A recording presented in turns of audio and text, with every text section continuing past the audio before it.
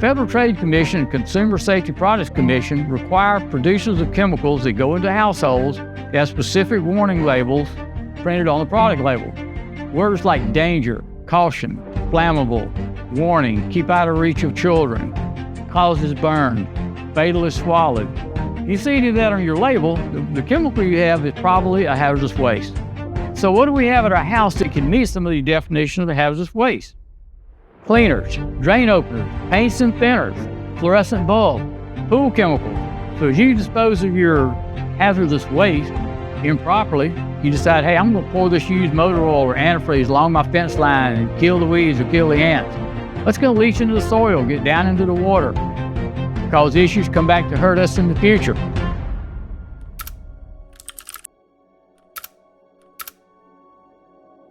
Understanding how pollution gets into the river and the creeks, and then the water that's underneath us in the ground, which we call the aquifer, really what you need to do is look around you and look how the land slopes.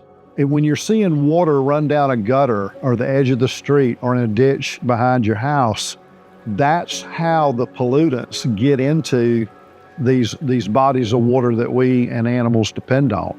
And that's a process that's driven by gravity.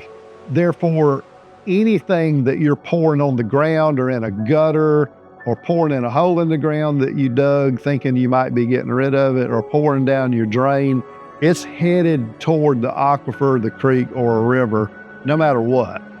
And then once it gets into what we call the aquatic ecosystem, that's the critters and the plants that live in these environments, it becomes more of a chemical process by which things are broken down and then what we call magnified up through the food web, from the simpler organisms like bacteria and fungi up through insects, fish, reptiles, mammals, birds, and ultimately to us.